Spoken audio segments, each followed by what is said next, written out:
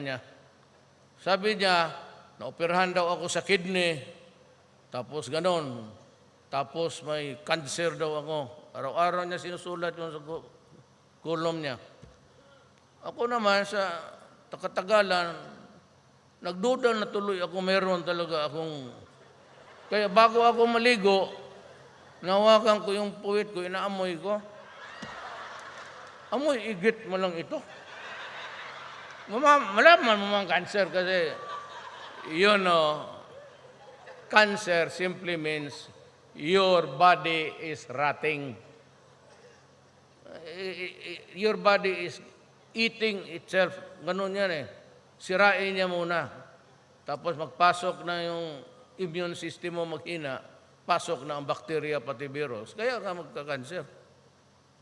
So, gastit ko putang ina ka, Tatad. Ikaw, Tatad, ang sakit mo, alam ko, kakilala ko yung doktor mo. Sabi niya, ikaw, may advance na ang diabetes mo.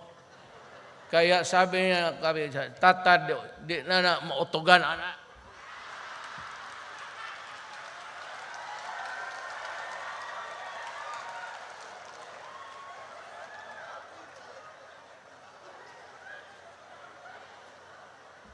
Ang may diabetes na tao, gano'n na.